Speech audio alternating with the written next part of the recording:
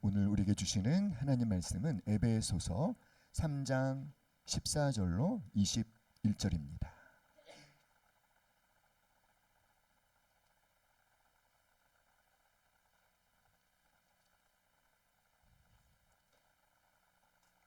에베소서 3장 14절로 21절. 우리 다 같이 한 목소리로 함께 읽겠습니다. 시작.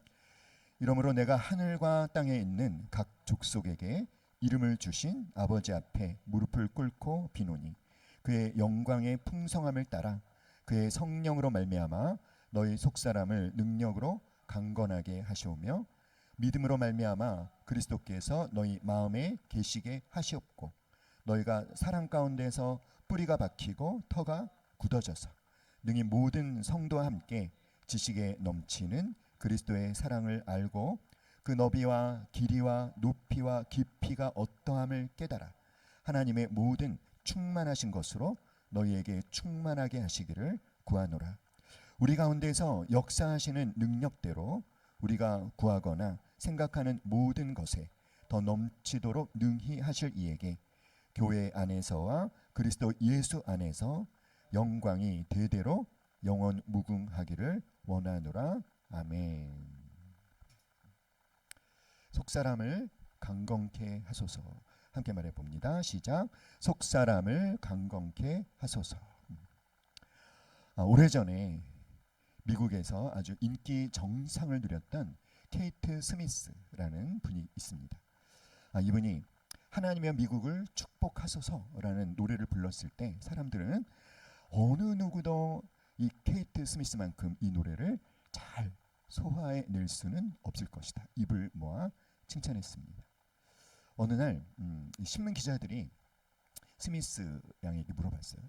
스미스 양, 당신은 언제 봐도 정말 자신감에 넘쳐 흐르고 아주 확신에 차 계시는 것 같은데 혹시 당신의 생활 어떤 원칙, 생활 신조에 대해서 얘기해 주실 수 있겠습니까?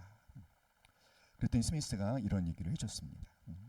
스미스가 어렸을 때 어느 날 이제 두 명의 친구와 함께 이렇게 노를 젓는 보트를 타고 바닷가에 나가서 놀고 있었는데 한참을 놀다 보니까 놀이에 너무나 열중하다 보니 썰물이 밀려나가서 보트가 육지에서 점점 멀어져 가는 것을 전혀 알아차리지 못했다고 합니다.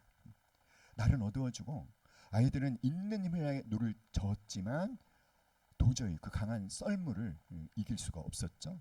해변에서 점점 멀어져 갔어요. 얼마나 두렵고 얼마나 무서웠는지. 그들의 힘만으로는 도저히 아무것도 할 수 없는 그런 상황에 처했을 때 스미스가 두세 사람이 마음을 합해서 기도하면 하나님께서 응답해 주신다라고 하는 이 마태복음 18장의 말씀을 생각해냈습니다. 그래서 친구들과 함께 우리 기도하자. 그래서 머리를 맞대고 간절히 기도했죠. 몇 시간을 기도했는지 몰라요.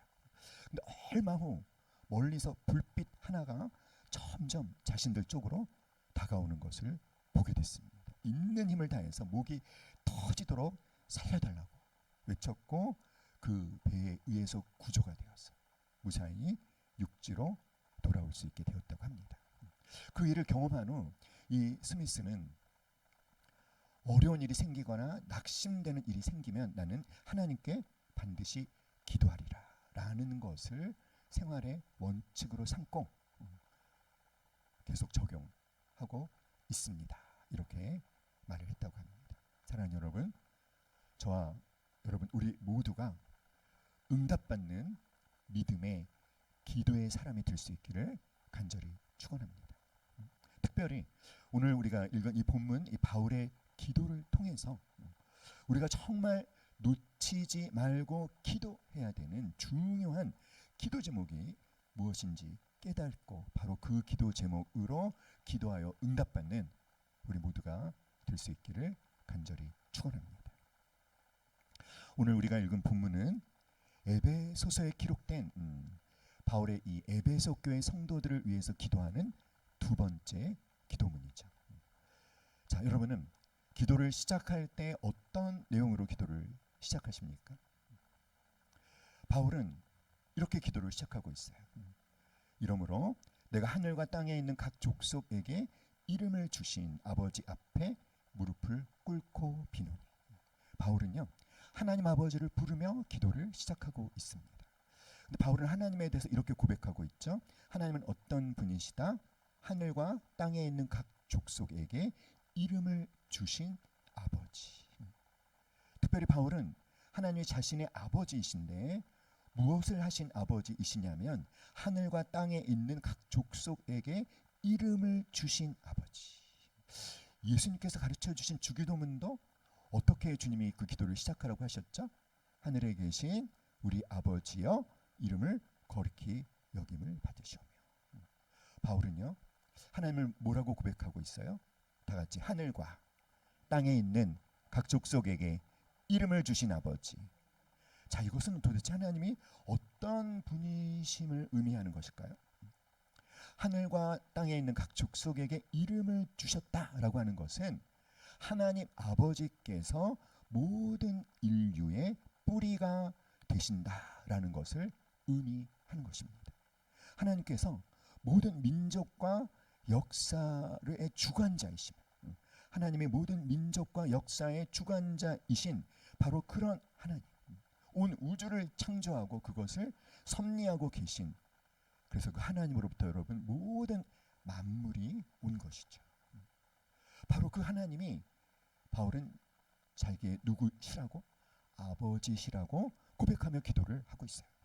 사랑하는 여러분, 우리도 기도할 때 하나님 아버지가 어떤 분이신지를 확실히 알고 그 하나님을 인정하며 기도할 수 있기를 바라는데요. 하나님은 어떤 분이시다?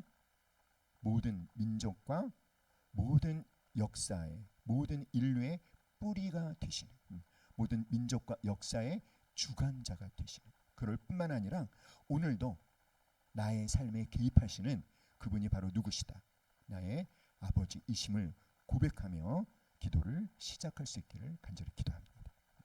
특별히 바울은 또 어떤 자세로 기도하고 있죠, 여러분? 바울은 무릎을 꿇고 기도하고 있어요. 이 무릎을 꿇고 기도하는 게 뭐 그렇게 대수인가라고 생각할지 모르지만, 사랑하는 여러분, 바울이 지금 이 무릎을 꿇고 기도하는 것은요 굉장히 특별한 의미가 있습니다. 왜냐하면 유대인들은요 보통 기도할 때 서서 기도하는 것이 관례였어요. 자, 그래서 바울이 내가 아버지 앞에 무릎을 꿇고 빈다라고 하는 것은 바울이 지금 하나님 앞에 어떤 자세로 어떤 마음으로 기도하고 있는지를 우리에게 보여주는 것입니다. 유대인들의 기도하는 관례는 어떤 자세였다? 서서 기도하는 거였어요. 자, 다윗도 장막 앞에 하나님 앞에 서서 기도했고요. 솔로몬도 하나님 앞에 서서 기도했습니다. 마태복음 6장을 보면 예수님께서 바리새인들의 기도하는 모습을 이야기할 때 회당과 큰 거리 어귀에 서서 기도했다 이렇게 말씀하고 있죠. 누가복음 18장에 보면 세리가 하나님 저는 죄인입니다 라고 하면서 참 겸손한 마음으로 하나님 앞에 기도하는데, 그런 세리도 그렇게 기도할 때 성전 입구에 서서 그냥 고개를 숙이고 기도하고 있어요. 그러니까 유대인들은 기도할 때 대부분 어떤 자세로 기도했다? 서서 기도했어요. 그렇기 때문에 바울이 지금 이렇게 무릎을 꿇고 기도하는 것은 굉장히 특별한 자세다라고 하는 것을 우리가 알아차려야 됩니다. 사랑하는 여러분, 우리가 어떤 자세를 취하느냐가 우리의 마음의 자세를 주장한다는 것, 여러분도 경험해 보셨을 것 같아요. 여러분 기도하실 때 무릎을 꿇고 기도해 보십시오. 여러분의 마음의 자세가 어떻게 될까요? 하나님 앞에 아주 겸손해지는 나 자신을 발견하게 될 것입니다. 그래서 바울은 지금 하나님 앞에 가장 겸손한 자세로, 그리고 아주 어떻게 간절하게 기도를 하고 있는 것이죠. 그런데 바울은 자기 자신을 위해서 그렇게 간절하게 기도하고 있는 것이 아니라 누구를 위해서? 자신이 3년 동안 눈물로 목회했던 에베소 교회 성도들을 위해서 간절히 하나님 앞에 기도하고 있어요. 바울은 도대체 어떤 기도를 했을까요? 바울의 첫 번째 기도는요. 16절에 나오죠. 여러분 우리 16절 한번 읽어볼까요? 시작.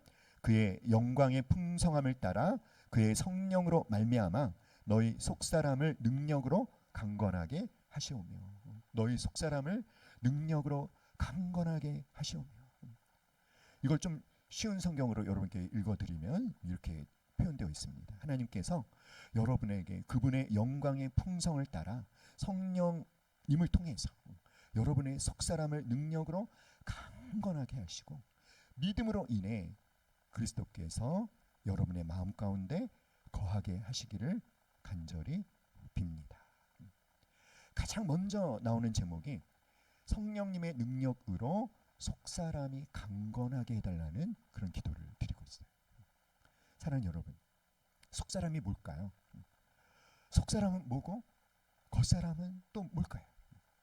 성경은 사람을 겉사람과 속사람으로 나누고 있습니다. 속사람 outward man. 속사람 겉사람이 outward man이고요. 속사람은 inward man. inner man이라고도 합니다. 베드로전서 3장 4절에서는 이 속사람을 숨어 있는 사람 이렇게 표현했어요. 자, 구약 성경에 보면 사람은 외모를 보지만 나 여호와는 무엇을 본다? 중심을 본다. 이런 말씀이 있죠. 여기서 말하는 외모는 단지 어떤 얼굴 생김새나 옷차림을 의미하는 것이 아니라 어떤 사람이 쌓은 지식, 어떤 사람이 이룬 성취나 업적 또는 외모 그리고 재물 이러한 것들이 겉사람의 영역에 속하는 것들이에요. 속사람은 무엇이다? 다 같이 시작. 하나님과의 관계 속에서 살아있는 영적 자, 거듭난 자. 하나님하고의 관계가 살아있는 영적 자. 그러니까 산영이라고 우리가 얘기하죠. 거듭난 영혼. 우리 인생의 삶의 모든 조정관이 되는 가장 우리에게서 가장 중요한 우리의 영혼 바로 무엇이다? 속사람. 다시 한번 시작. 하나님과의 관계 속에서 살아있는 영적 자, 거듭난 자. 이것이 바로 무엇이에요? 속사람. 하나님의 말씀을 들을 수 있고 성령과 교제할 수 있고 양심을 통해 죄를 인식할 수 있고 진리를 사모할 수 있는 우리 영혼의 중심부, 새 사람, 믿음의 자리. 이것이 바로 속사람이에요. 그런데 이 세상은 여러분 속사람의 가치를 두지 않습니다.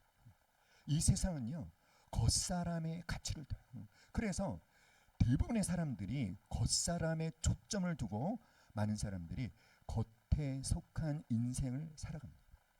그래서 지식을 추구하고 성취를 추구하고 업적을 추구하고 외모를 가꾸고 재물을 추구하다가 그러다가 낙심하고 무너지고 쓰러지는 사람들이 너무나 많은 것이죠. 우리 눈에 보이는 겉사람에 집중하며 살아가는 것은 참 쉬워요. 그리고 그것도 원합니다. 왜 원할까요? 왜냐하면 말씀드렸다시피 우리가 사는 이 세상은 무엇에다 가치를 두고 있기 때문에 겉사람의 가치를 두고 있기 때문에. 그러나 사랑하는 여러분, 하나님은 말씀을 통해서 계속 속사람의 중요성을 강조하고 있다라는 것을 아셔야 돼요. 고린도 후서 4장 16절에 보면 그러므로 우리가 낙심하지 아니하노니 겉사람은 후패하나 속사람은 날로 새로워지는도다. 겉사람이 후패하는 것, 겉사람이 쇠퇴해가는 것 그거 별거 아니다. 중요한 것은 무엇이다? 우리의 속사람이 날마다 새로워져 가는 것이 가장 중요한 일이고 필요한 일이다. 우리 베드로전서 3장 3절 4절 말씀 한번 찾아볼까요? 베드로전서 3장 3절 4절입니다.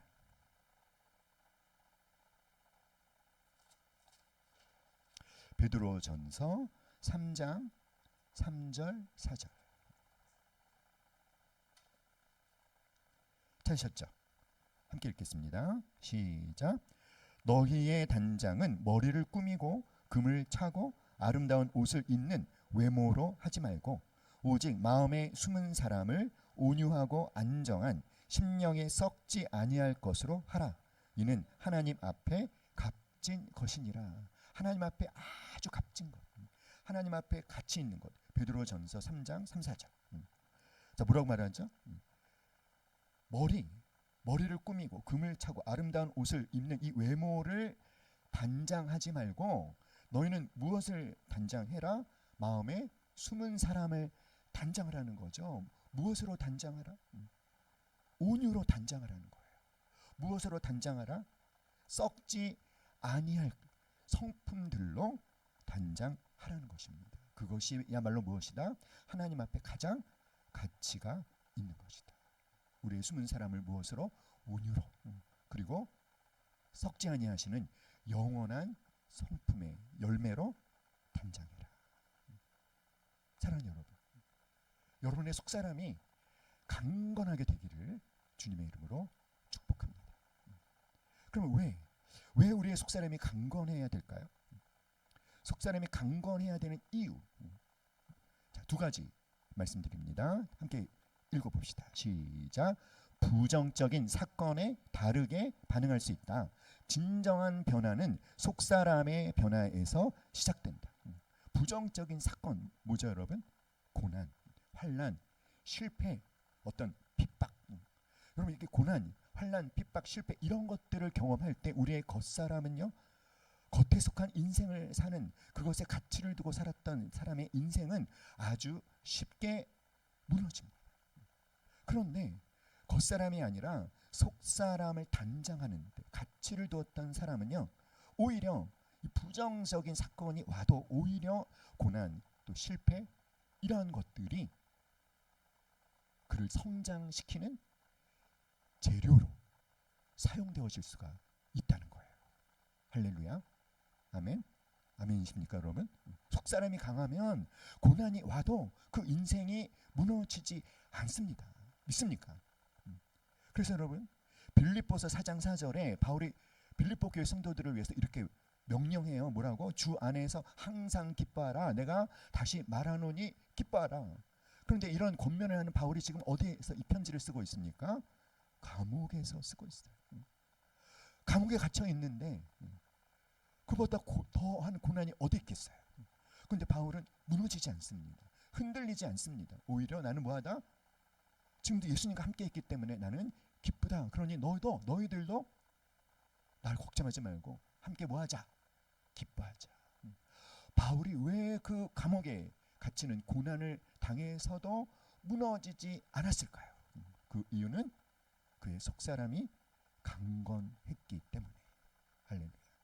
사랑하는 여러분, 로마서 12장 2절에 보니까 너희는 이 세대를 본받지 말고 오직 마음을 새롭게 함으로 변화를 받아.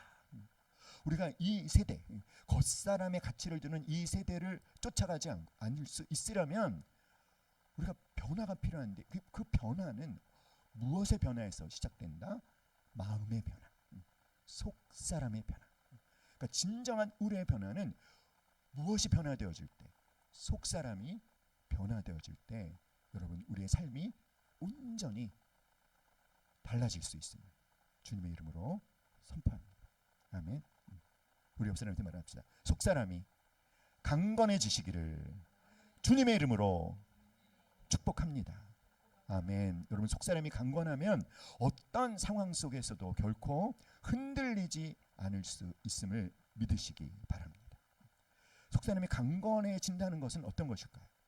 속사람이 강건해진다는 것은 성령께서 우리 안에서 역사하셔서 나의 하나님을 향한 감각이, 나의 하나님에 대한 반응 능력이 살아나는 거예요.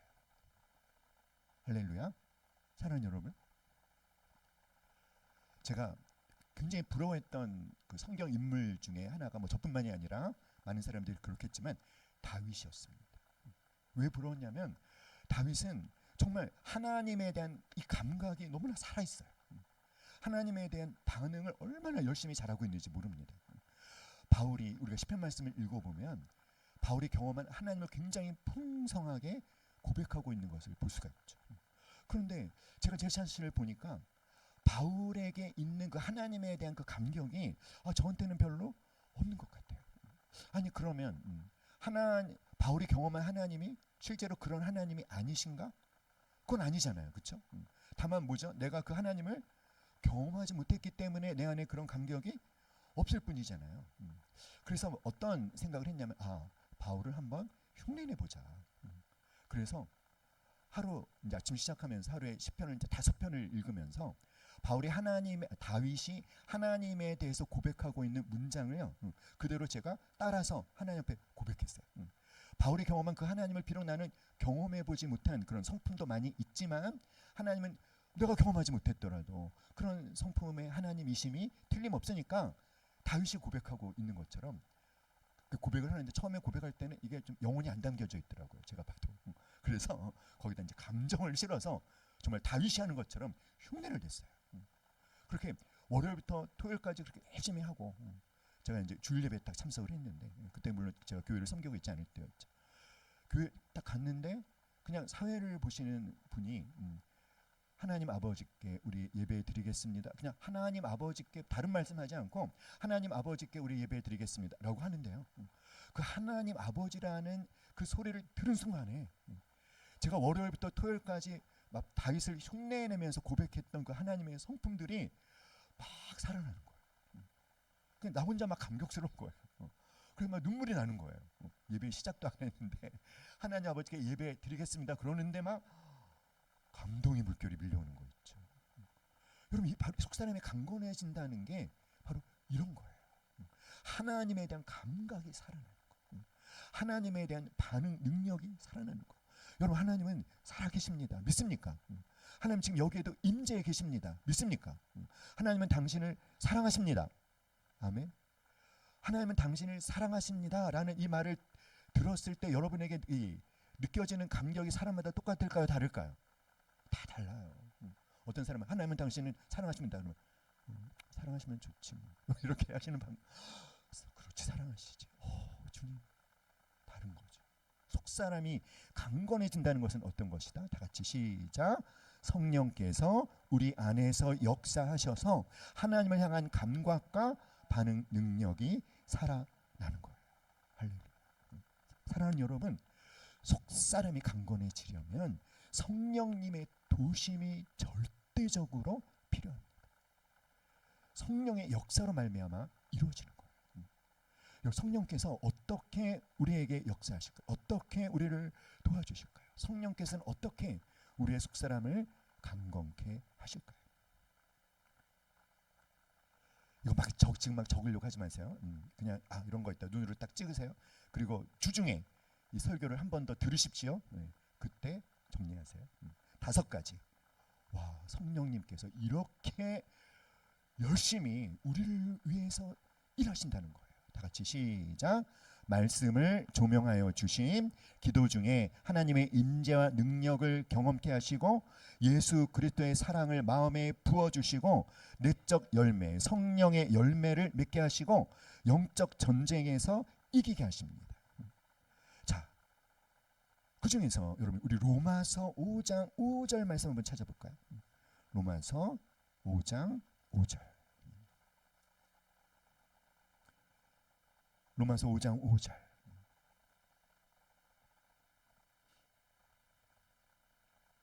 찾으셨나요? 시작. 소망이 우리를 부끄럽게 하지 아니함은 우리에게 주신 성령으로 말미암아 하나님의 사랑이 우리 마음에 부은 바 됨이니. 할렐루야. 여러분 성령님이 하시는 일 중에 이미 이 말씀에 보면 성령으로 말미암아 하나님의 사랑이 우리 마음에 부어질 것이다, 부어지려고 한다, 이미 부은 바 되었다. 부은 바 되었대요. 여러분 이미 하나님의 사랑이 성령님으로 말미암아 여러분의 마음에 부어졌다는 것을 깨달으시기 바랍니다. 이제는 뭐죠 여러분? 성령님의 도우심을 통해서 이 마음에 부어진 하나님의 사랑을 더 민감하게 느낄 수 있도록 성령님 저를 깨워주십시오. 할렐루야. 아멘. 사랑하는 여러분, 성령님은요 바로 예수님의 사랑을 저와 여러분이 개인적으로 체험할 수 있도록 도와주셔요. 상처받은 심령, 열등감에 사로잡힌 심령, 죄책감에 사로잡힌 심령도 예수님이 조건 없는 사랑을 깨닫게 하심으로 극복하게 하시고, 그래서 그 속사람을 치유해 주시고 회복해 주시고 강건하게 세워 주시는 것입니다. 할렐루야. 아멘. 에베소서 6장 10절 11절 찾아볼까요? 에베소서 6장 10절 11절. 에베소 6장 10절 11절. 시작. 끝으로 너희가 주 안에서와 그 힘의 능력으로 강건하여지고 마귀의 관계를 능히 대적하기 위하여 하나님의 전신 갑주를 입으라.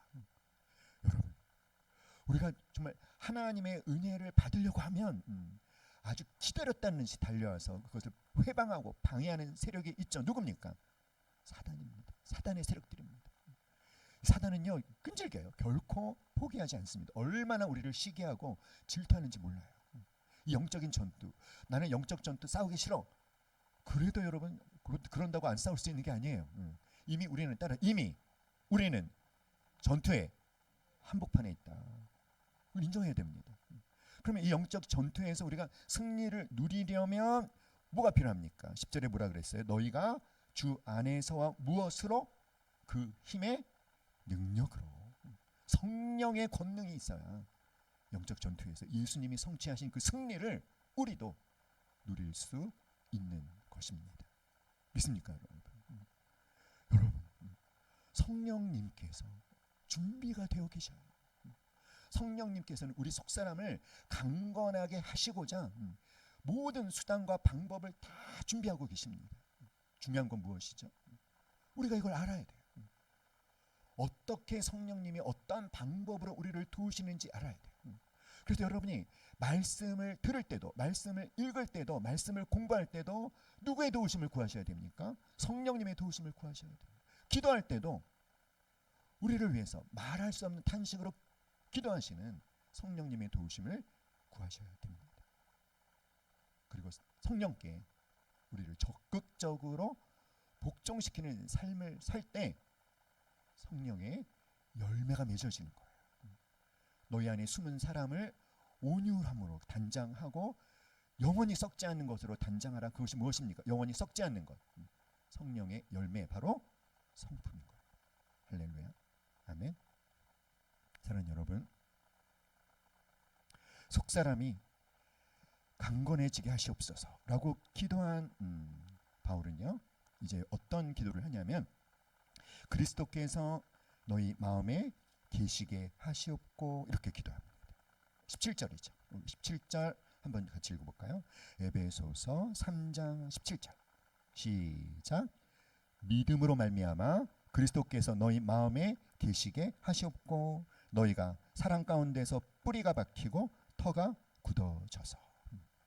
속사람이 강건케 해달라 이렇게 기도했던 바울은요, 계속해서 믿음으로 말미암아 그리스도께서 너희 마음에 계시게 하시옵고 이렇게 기도하고 있어요.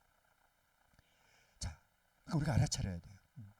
속사람이 강건해지는 것과 그리스도께서 우리 마음에 계시는 것이 아주 깊은 관계가 있다라는 것을 알아차려야 됩니다. 그래서 속사람이 강건해지는 것과 그리스도께서 우리 마음에 계시게 하옵소서라는 기도가 함께 등장하고 있죠. 이 두 가지는 순서도 중요하지만 또 굉장히 뭡니까? 상호 의존적인 이 두 가지가 병행해서 우리 안에 일어날 때 시너지 효과가 일어난다는 거예요. 우리 17절 말씀 다시 한번 읽어봅시다. 시작. 믿음으로 말미암아 그리스도께서 너희 마음에 계시게 하시옵고 너희가 사랑 가운데서 뿌리가 박히고 터가 굳어져서. 자, 그리스도께서 우리 마음에 거하신다라고 하는 것은 바로 이것입니다. 그냥 임시 방문이 아니에요. 임시 방문이 아니라 주인이 되셔서 영구적으로 거주하시는 상태를 뜻합니다. 그리스도께서 우리 마음에 계시게 하시옵고 그리스도께서 우리 마음에 거하게 하시옵고 라고 하는 것은 그리스도께서 지속적으로 내 삶을 주관하시고 내 삶의 중심을 차지하시옵소서라는 것입니다. 사랑하는 여러분, 속사람이 강건해지는 것과 그리스도께서 우리 안에 거주하시는 것, 이것은 순서가 참 중요합니다.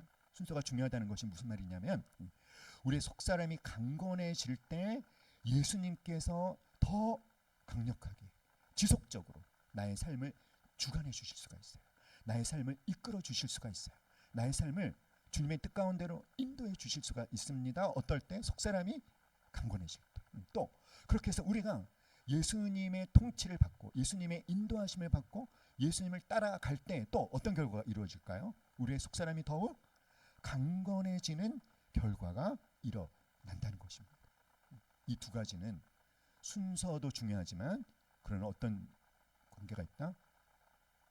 서로가 연결되어 있고 하나가 하나를 강화시켜주고 또 다른 하나가 또 다른 하나를 강화시켜주는 시너지 효과를 일으킨다라는 거예요. 자, 그런데 그렇게 그리스도께서 우리 마음에 거하시려면 여러분 뭐가 필요할까요? 17절 말씀 다시 한번 또 읽어봅시다. 시작. 믿음으로 말미암아 그리스도께서 너희 마음에 계시게 하시옵고, 거기까지. 자, 그리스도께서 우리 마음에 계시려면, 그리스도께서 내 마음에 거하시는 것을 내가 허락하려면 앞에 뭐가 필요하다? 믿음으로 말미암아. 왜 믿음이 필요할까요?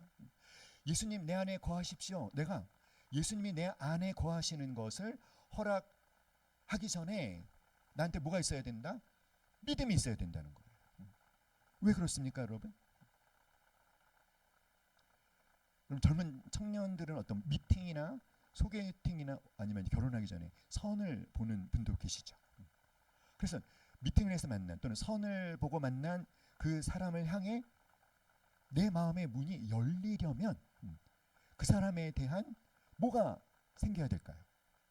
신뢰가 생겨야죠. 그렇죠, 여러분. 만나서 그 사람에 대한 믿음이 생기지도 않았는데 마음의 문을 활짝 열고 사랑합니다. 이거는 정상이 아니겠죠. 그렇죠? 그렇게 되면 안 됩니다. 그 사람에 대한 무엇이 있어야 돼요? 믿음이 있어야 돼요. 내가 정말 상대방을 신뢰할 수 있는가? 이 신뢰의 과정을 거치는 기간이 필요합니다. 그런데 정말 상대방을 신뢰할 수 있을 때 마음도 오픈하고 그를 향한 좋은 마음도 생기고 그리고 사랑하게 되는 것이죠. 신뢰도 안 되는데 갑자기 사랑하는 일이 생기면 될까요, 안 될까요? 아무리 급해도 그리 되면 안 되는 겁니다. 아시겠죠, 여러분? 그러니까 사랑하는 여러분, 예수님에 대해서 여러분의 신뢰를 키워가셔야 돼요. 정말 여러분이 고민하십시오. 아, 예수님은 정말 믿을만한가? 내가 예수님께 정말 내 삶을 온전히 맡겨도 괜찮은가? 여러분, 예수님께 맡기든지 예수님께 안 맡기면 뭔가 또 다른 것에 맡기잖아요. 선택을 하셔야 되겠죠. 그러니까 고민해 보세요. 그리고 말씀을 보세요. 정말 예수님을 신뢰할 만한 분이신지.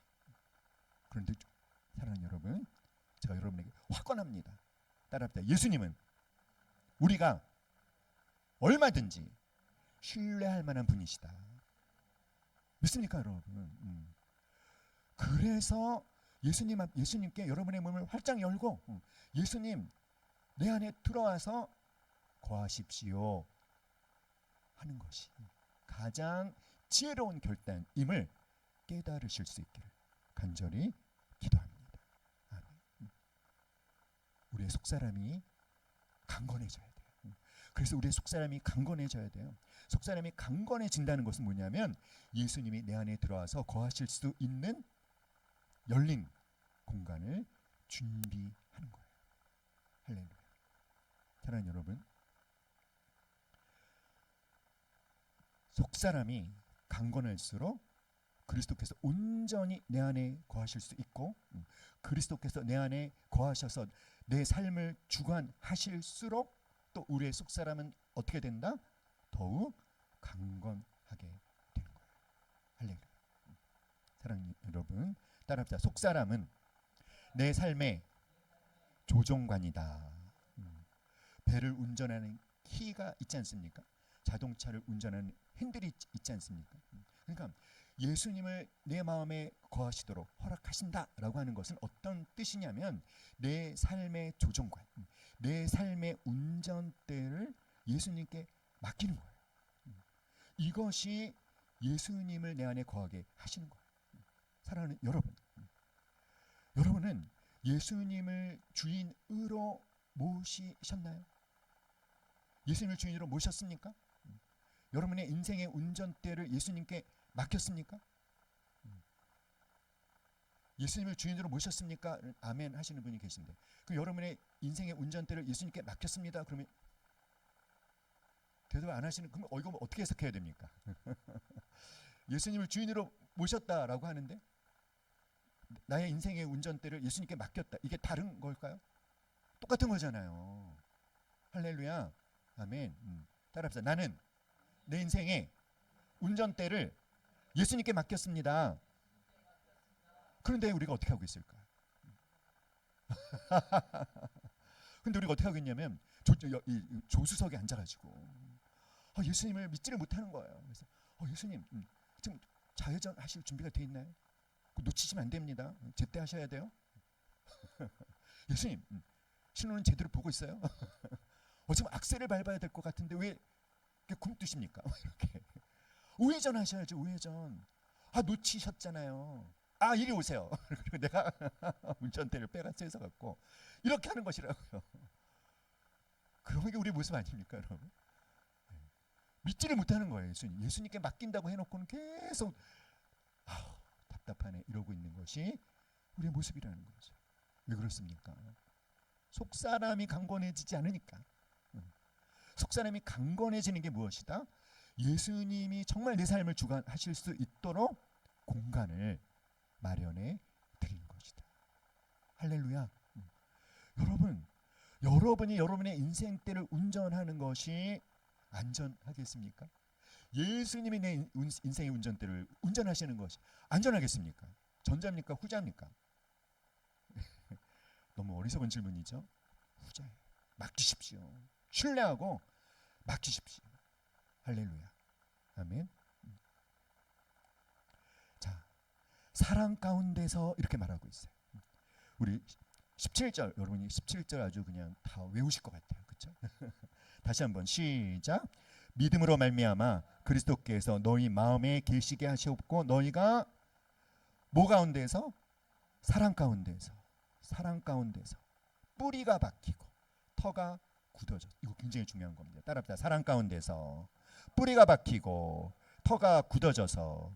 다시 한번 시작. 사랑 가운데서 뿌리가 박히고 터가 굳어져서. 이게 무슨 뜻일까요? 이런 거예요. 그리스도의 사랑 안에 깊이 뿌리를 내리라는 것입니다. 그 사랑을 기초로, 그 사랑을 기반으로 내 삶의 모든 것을 세워라. 사랑 가운데서. 이건 누구의 사랑입니까? 하나님의 사랑, 예수님의 사랑, 어떤 인간적인, 감정적인, 조건적인 그런 사랑이 아니라 하나님의 사랑은 어떤 사랑이죠? 무조건적인 사랑이잖아요. 희생적인 사랑이잖아요. 행동으로 실천해 주신 사랑이잖아요. 그 사랑에 내 삶의 뿌리를 박으라는 것입니다. 제가 지난 금요기도에 또 말씀드렸지만 주님의 사랑 가운데 뿌리를 박는다는 건 무엇이다? 이제부터 나에게 일어나는 모든 일을 어떤 사실을 전제로 해석한다? 하나님이 나를 사랑하신다. 이 틀림없는 사실에 근거해서 일어나는 모든 사건을 해석하는 것이 그리스도의 사랑 가운데 깊이 뿌리를 내리는 것입니다. 뿌리가 박히고. 사랑하는 여러분, 식물에게 뿌리는 굉장히 중요하죠. 어떤 역할을 하죠? 뿌리는요, 생명과 영양분을 쫙 흡수하는. 그래서 땅 속에 깊이 박혀서 뿌리를 많이 뻗을수록 식물은요, 아무리 그런 나무는 어떤 비바람이 와도 부러지지 않고 넘어지지 않습니다. 그러니까 따라합시다. 하나님의 사랑이 나의 내면 깊은 곳까지 파고들게 하자. 다시 한번, 하나님의 사랑이 나의 내면 깊은 곳까지 파고들게 하자.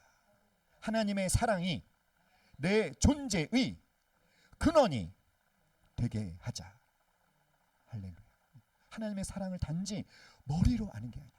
실제 삶에서 그 사랑을 묵상하고 그 사랑을 고백하고 그 사랑의 하나님을 찬양하고 기뻐하고 모든 사건을 하나님이 나를 사랑하신다라는 것을 전제로 해석할 때 여러분 실제로 여러분의 삶 속에서 하나님의 사랑을 더욱 실제적으로 경험할 수 있게 되는 것입니다. 터가 굳어져서 건축의 비유를 들고 있지 않습니까? 건물이 견고하게 되려면 기초, 단단한 기초, 안전한 기초가 필요하잖아요. 그러니까 바울은 에베소 교회 성도들이 그들의 인생의 기초를 무엇으로 삼기를? 하나님의 사랑으로 삼기를. 예수 그리스도를 신뢰하는 그 믿음 위에 그들의 삶이 세워지고 사랑 위에, 사랑이라는 기초 위에 굳건하게 세워지기를 간절히 기도하고 있는 것입니다. 그럴 때 그들의 속사람이 능력으로 강건해지고 그럴수록 그리스도의 내주하심은 더욱 강력해지고 할렐루야. 어떤 위기에서도 흔들리지 않는, 그리고 무엇보다도 예수님의 성품, 그 영원한 성품의 열매를 맺어가는 삶을 살게 되는 것입니다. 할렐루야. 사랑하는 여러분, 우리가 이제 앞으로 신앙생활을 할 때 정말 하나님의 사랑이 우리의 뿌리가 될 수 있기를 간절히 기도합니다. 그 사랑이 우리의 모든 기초가 될 수 있기를 간절히 기도합니다. 우리 함께 이렇게 기도합시다. 하나님, 제가 그리스도의 사랑 안에 깊이 뿌리를 내릴 수 있게 도와주세요. 하나님, 제가 그 사랑을 기반으로 내 인생의 모든 것을 세울 수 있도록 저를 주관해 주세요. 그렇게 기도하시기를 간절히 축원합니다. 아멘. 우리 에베소서 3장 14절로 18절까지 다시 한번 읽어볼까요? 이러므로 시작. 이러므로 내가 하늘과 땅에 있는 각 족속에게 이름을 주신 아버지 앞에 무릎을 꿇고 비노니 그의 영광의 풍성함을 따라 그의 성령으로 말미암아 너희 속사람을 능력으로 강건하게 하시오며 믿음으로 말미암아 그리스도께서 너희 마음에 계시게 하시옵고 너희가 사랑 가운데서 뿌리가 박히고 터가 굳어져서 능히 모든 성도와 함께 지식에 넘치는 그리스도의 사랑을 알고 그 너비와 길이와 높이와 깊이가 어떠함을 깨달아 하나님의 모든 충만하신 것으로 너희에게 충만하게 하시기를 구하노라. 아멘. 우리 다시 서로에게 당신의 속사람이 강건케 되기를 주님의 이름으로 축복합니다. 우리 서로에게 축복합시다. 당신의 속사람이 강건케 되기를 주님의 이름으로 축복합니다. 아멘.